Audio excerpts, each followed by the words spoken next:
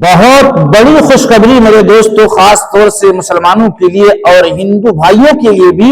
1% लोगों को छोड़कर 99% के लिए इतनी बड़ी खुशखबरी आज हम लेकर आए हैं कि बड़े बड़े संत ने भी ये कह डाला कि पहले संविधान नहीं है, पहले धर्म है। एक तरह से अगर देखा जाए तो मुफ्ती शुमाइल साहब का भी ये सपोर्ट कहा जाएगा, इसलिए कि इस वक्त मुफ्ती शुमाइल साहब जो है बड़े टारगेट पर हैं, बड़ी कार्रवाइयां उनकी तरफ से की जाने की कोशिश की जा रही है।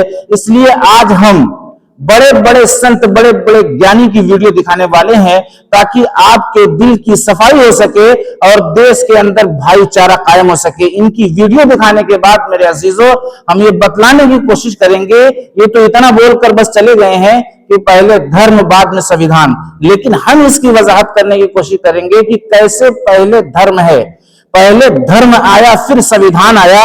इसकी दलील हम पेश करेंगे, लेकिन आपसे वही गुजारिश है, वही रिक्वेस्ट है कि आपको वीडियो पर बाकी रहना होगा अगर आप इस सच्चाई को जानना चाहते हैं तो। और जानना इसलिए जरूरी है कि आपका हक है। देश के अंदर जितना भी बिगाड़ इस वक्त नजर आ रहा है, हर इंसान जिम्मेदार है बिगाड़ के खत्म करने का, इसलिए कि हम सबका रब हमें पैदा करके ये बतलाया है, तुम दुनिया में लोगों के नफा के लिए भेजे गए हो, लोगों को नुकसान से बचाते हो और फायदे की तरफ ले आते हो। हाँ मेरे अजीज, आपको बाकी रहना है। इसकी वजाहत हम करेंगे कि पहले धर्म कैसे, उसके बाद संविधान, बल्कि धर्म से संविधान का ताल्लुक है। अब दूसरी बात हम ये बताना चाहेंगे कि एक वीडियो ऐसी हम आपके सामने लाने वाले हैं जिसमें यह कहा जा रहा है हिंदुस्तान में रहना होगा तो जय श्री राम कहना होगा। इस पर भी हम कुछ गुफ्तगू करेंगे और बताने की कोशिश करेंगे कि अगर यही बात मुसलमान बोले तो क्या आप इसको मान लेंगे। हाँ, ये बहुत खास वीडियो आज की होने वाली है। और कल मैंने जो ये बताया था कि आखिर में अल्लाह तबारक व तआला से ये रिक्वेस्ट करनी है जिसने सारी कायनात को बनाया कि मेरी ये परेशानी, ये वो परेशानी है, सारे दुखड़े उसके सामने रखने हैं, रोना है। लेकिन उसमें एक खास बात रह गई थी जो बहुत ही खास थी, जो मैं बतला नहीं सका। इंशाअल्लाह आज की वीडियो में आखिरी में बताने की कोशिश करूंगा। और एक खास बात और मुसलमानों के लिए बताना चाहूंगा कि आप सारे अमाल के करने के बाद जो कहा है अल्लाह रसूल ने, उसके बाद सारे अमाल आपने किए, उसके बाद भी कुछ ऐसे मुसलमान क्यों जहन्नम में डाले जाएंगे। आखिर ये कैसी बात, जबकि वो सारा अमल किया है, उसने वो झूठ से बचा, गीबत से बचा, नमाजों की पाबंदी की, ज़कात, हज, सदका सब करने के बाद भी वो जहन्नम में जाएगा। वो कैसे जाएगा वो बतलाने की कोशिश करेंगे। मेरे अजीज, आइए पहले संत लोगों की, बड़े बड़े संत लोगों की पहले वीडियो देख लो, उसके बाद संत के जवाब में मेरे दोस्तों जो मैं दलील पेश करूंगा, मुझे लगता है कि आप सुनकर हैरान हो जाएंगे, दंग हो जाएंगे। और आज आपके दिल की सफाई होकर रहेगी और आप वीडियो को शेयर करने पे भी मजबूर होंगे, इसलिए कि देश का 99% नागरिक ये चाहता है कि भाईचारा कायम हो। आइए पहले संत लोग की वीडियो को देखिए। धर्म बड़ा क्या देश या संविधान? तो फिर बढ़ा दिए कदम आपने।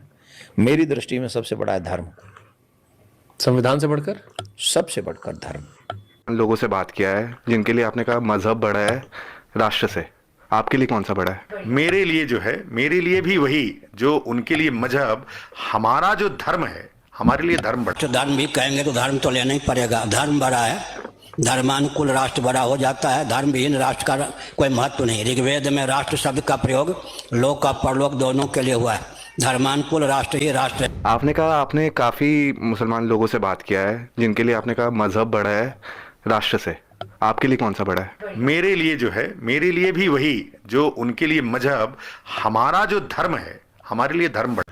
मेरे मोहतरम अजीज साथियों, आपने ये बड़े बड़े संत लोगों की वीडियो को देख लिया। मैं इनको सैल्यूट इसलिए करता हूं, इन्होंने हक परस्ती जाहिर की है, ये किसी की तरफ से बात नहीं किए हैं। और यही बात मुफ्ती शुमाइल साहब ने भी कहा है, लेकिन मुफ्ती शुमाइल साहब को टारगेट पर कर दिया गया।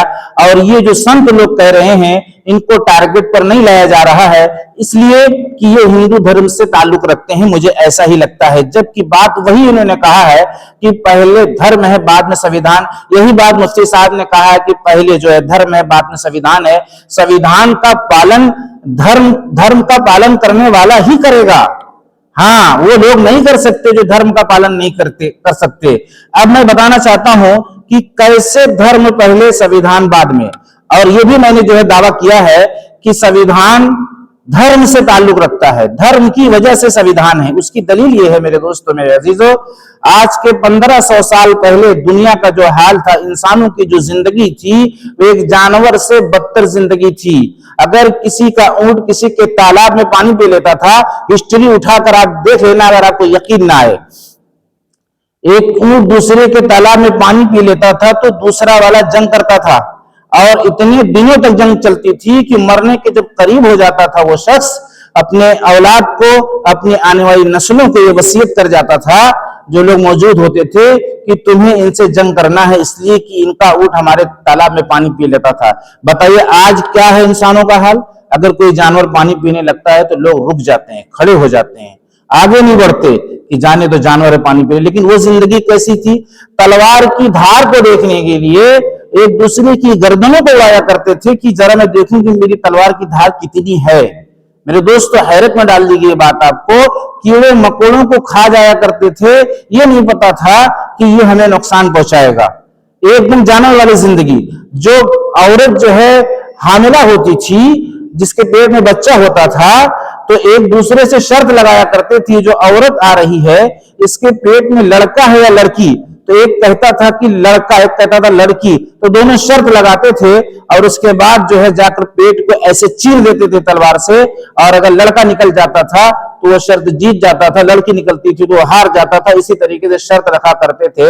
ऐसे माहौल में जबकि इंसानियत तार तार हो चुकी थी, शर्मसार हो चुकी थी, लोग एक दूसरे से डर कर जिंदगी गुजारा करते थे। अपने से जो मजबूत होता था वो दूसरों को दबा देता था, कत्ल कर देता था और उनको तरह तरह की तकलीफें पहुंचाता था। आखिर ऐसा क्या हुआ कि इतना बड़ा इनकलाब आया, इतना बड़ा इनकलाब आया, ऐसी तब्दीली देखने को मिली कि फिर इंसान एक दूसरे के लिए नहीं, इंसान के लिए नहीं, बल्कि कुत्ते के मरने पर भी चीखें निकल पड़ी। एक वाकया हजरत उमर रजी अल्लाह ताला अन्हु का, मैं हिंदू धर्म की तरफ भी आ रहा हूं, बल्कि उनके पूर्वज ने उन तक पहुंचाने की कोशिश की और ये बतलाया कि ये जायज है, ये नाजायज है, और हमें इंसानियत के एतबार से कैसे जिंदगी गुजारना है। अब देखो धीरे धीरे संविधान की तरफ मैं आ रहा हूं। हजरत उमर रजी अल्लाह ताला अन्हु की जिंदगी में एक सैलाब आता है, तो हजरत उमर रजी अल्लाह ताला अन्हु भेजते हैं कासिद को कि जाओ देखो क्या नुकसान पहुंचा, रियाया का कितना नुकसान हुआ। तो कासिद पूरे चक्कर काट कर आता है और कहता है कि कोई नुकसान ऐसा नजर नहीं आ रहा है, हाँ एक कुत्ता मर गया, एक कुत्ता इस सैलाब में मर गया। हजरत उमर रजी अल्लाह ताला अन्हु की चीख निकल जाती है कि ये जो कुत्ता मरा है, कल कयामत के दिन जब अल्लाह तबारक व तआला मुझसे सवाल कर देगा, ऐ उमर तुम्हारी हुकूमत में मेरी ये मखलूक कैसे मर गई, तो मैं क्या जवाब दूंगा। मेरे अजीजों, फिर ये दौर कैसे लौटा? हुजूर अकरम सल्लल्लाहु तआला अलैहि वसल्लम को अल्लाह रब्बुल इज्जत ने मबूस फरमाया, और जो लोग तारीकियों में थे, अंधेरे में थे, इंसान को इंसान नहीं समझ पा रहे थे, उनको इंसान बताने और समझाने की कोशिश की और इतनी जद्दोजहद की और ये बतलाया कि हम लोगों का, सारे इंसानों का एक रब है जो सारे इंसानों को पैदा किया है और वो इंसानियत की बात करने के लिए भेजा है, एक दूसरे के नफे के लिए भेजा है, एक दूसरे को अपना हमदर्द समझने के लिए भेजा है। कोई भी इंसान किसी भी धर्म का मुसीबत में आ जाए तो उसके काम आने के लिए भेजा है।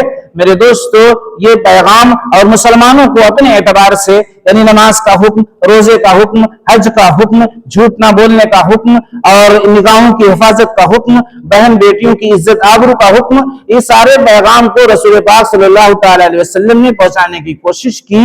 रसूल कहते हैं किसी के पैगाम को दूसरों तक पहुंचाना हिंदू धर्म में दूत कहा जाता है।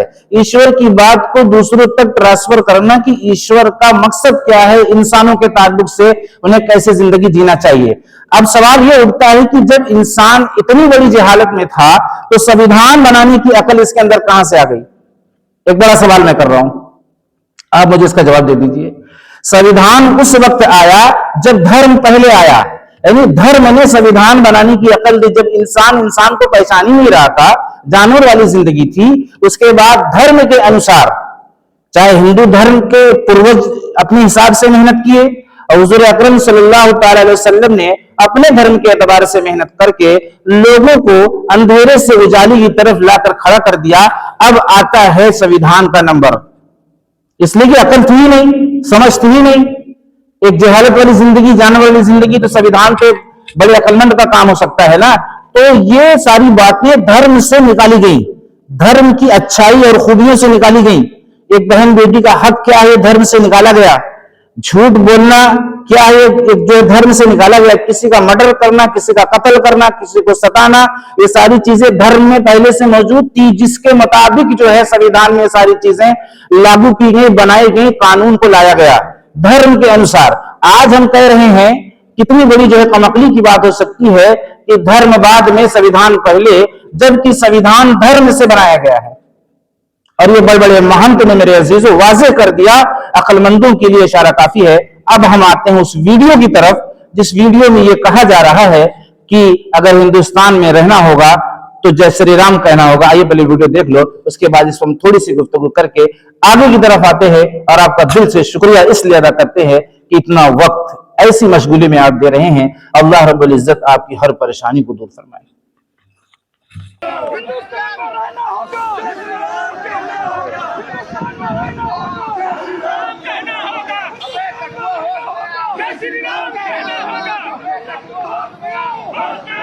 आपने वीडियो देखा, क्या कह रहे हैं भाई लोग, हमारे हिंदू भाई लोग क्या कह रहे हैं कि हिंदुस्तान में रहना होगा तो जय श्री राम कहना होगा।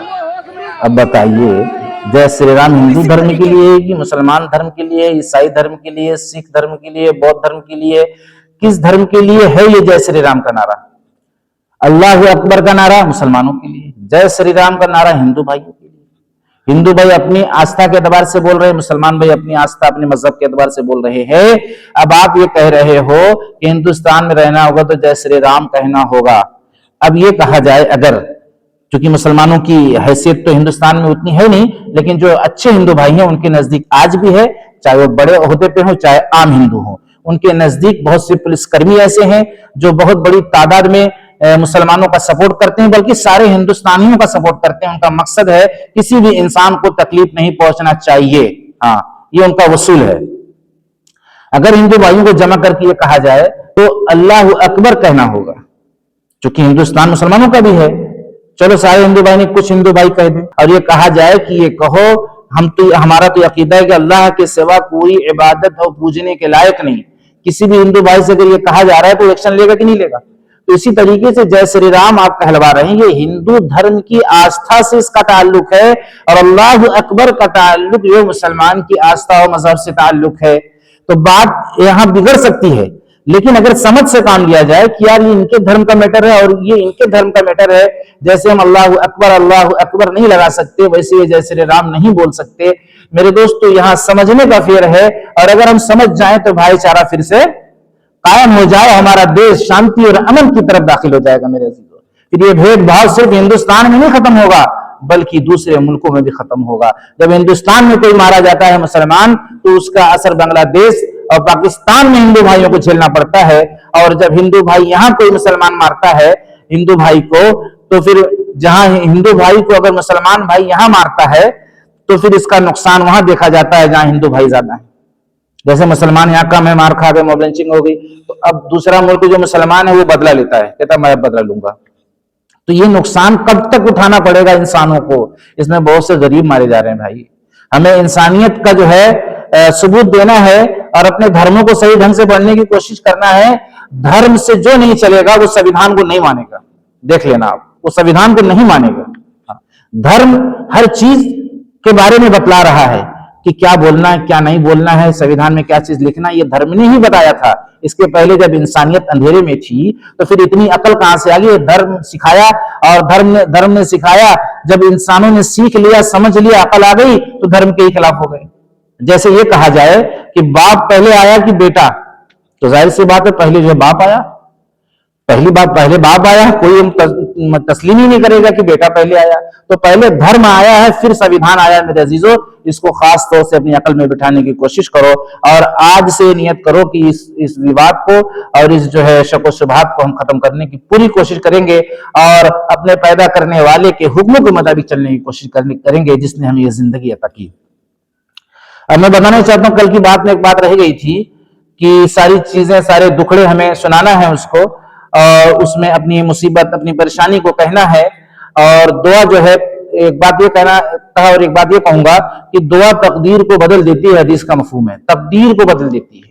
आप बोलते हैं ना कि मेरे मुकद्दर में जो वही होगा, लेकिन एक आपके पास अभी भी ऑप्शन है कि आप दुआ के अगर पाबंद बन जाए, रोजमर्रा रोजाना यकसू होकर 2 मिनट 3 मिनट अपने अल्लाह से, हिंदू भाई लोग ईश्वर कहते हैं, अगर रुजू हो कोई ना हो, तन्हाई में बैठकर अगर आप उससे अपनी फरियाद रखें तो वो सुनेगा। और आखिर बात जो है कहना जरूरी है, उस दुआ में हर बार ये कहना है, ऐ मेरे पैदा करने वाले, ऐ मेरे रब, ऐ मेरे अल्लाह। जिस भाषा में भी जो लोग नाम ले रहे हैं वो ये जरूर कहें कि तू मुझे अपनी पसंद के मुताबिक जिंदगी गुजारने की तौफीक दे। जुमला कितना छोटा है लेकिन इतना कीमती बनेगा, इतना। अब मुझे सीधे और सच्चे रास्ते पर चलने वाला बना, जिस रास्ते को तू पसंद किया। बताओ, अब कोई किसी को, यानी इसमें कोई दखल दे रहा है? कोई इसमें बता रहा है कि हिंदू या मुसलमान या सिख ईसाई? पैदा करने वाले से कहना है, ऐ मेरे रब, ऐ मेरे ईश्वर, जिस हिसाब से लोग कहते हैं, तू मुझको वो रास्ते पे चला जिस रास्ते को तूने पसंद किया। बस इतनी सी एक बात बढ़ा लेना है। कल वाली बात में ये बात एक्स्ट्रा हो गई, इसको अपनी जिंदगी में तय कर लो मेरे अजीजों। अब मैं बताना चाहता हूं कि वो कौन सा मुसलमान है जो सारे अमाल के करने के बाद भी जहन्नम में जा रहा है।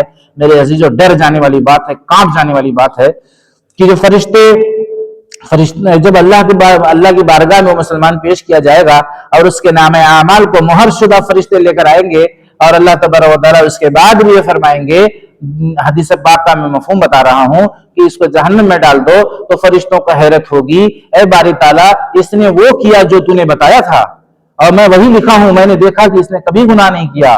फिर अल्लाह तबारक व तआला फरमाएंगे, मेरे दोस्तों डर जाओ कि ये शख्स मेरे लिए नहीं किया था, ये शख्स मेरे लिए नहीं किया था, ये लोगों को दिखलाने के लिए किया करता था, नमाज दिखाने के लिए पढ़ता था, सदका दिखाने, शहीद जो हुआ वो दिखाने के लिए हुआ था, इल्म जो सीखा था वो इसलिए सीखा था ताकि मैं फला इल्म वाले से आगे बढ़ जाऊं, ये बतला सकूं मेरा इल्म तुमसे ज्यादा है। और बहुत सी चीजों का जो इस्तेमाल किया करता था वो इसलिए करता था कि लोग मुझे बड़ा जाने, मुझे लोग ताकतवर समझे, मुझे ज्यादा जानकार समझे, मुझे ज्यादा हज करने वाला समझे, यानी नेकी के एतबार से वो बड़ा बनने की कोशिश करता था। मेरे दोस्तों, ये बात आपको शायद हैरत में डाल देगी। हमेशा अपने रब की नीयत से आमाल की शुरुआत इस नीयत से करो कि मैं क्यों करने जा रहा हूं, उसके बाद बीच में मैं क्यों कर रहा हूं, उसके बाद आखिर में मैंने क्यों किया। अगर ये दिल में आ रहा है कि अल्लाह तेरे लिए, तो अल्हम्दुलिल्लाह। वैसे तो बहुत कम चांस है, लेकिन अस्तगफिरुल्लाह इसलिए पढ़ना है कि अल्लाह मैं नहीं कर सका जैसे करना था। एक हदीस पाक का और मफहूम है कि ये रिया ऐसे अंदाज में दाखिल होती है कि इसकी आवाज चूंटी के रेंगने की से भी, चूंटी के रेंगने की जो आवाज होती है नहीं पता चलती। इसी तरीके से मेरे अजीजों, मेरे दोस्तों, रिया ऐसा दाखिल हो जाएगी कि आपको पता ही नहीं चलेगा। बताओ, चूंटी के रेंगने की आवाज आपको पता चलेगी? तो फिर बोले इसका हल क्या है? बोले इसका हल इस्तिग़फ़ार है। नहीं अल्लाह मैंने कुछ नहीं किया, अल्लाह ये तेरी तौफीक से हुआ है, और रोना अपने अमाल पर। मेरे दोस्तों, ये वीडियो कैसी लगी? इंशाअल्लाह मिलते हैं नेक्स्ट वीडियो में। आप इतना लंबा वक्त देते हैं, मैं तहे दिल से फिर से एक बार शुक्रिया अदा करते हुए और देश के माहौल को भाईचारा में बदलते हुए मेरे दोस्तों अपनी जो है बात को खत्म करता हूं। और ये मेरी कोशिश अल्लाह रब्बुल इज्जत ने चाहा तो जरूर कामयाब होगी अगर आपने सपोर्ट किया और साथ दिया। अस्सलामु अलैकुम।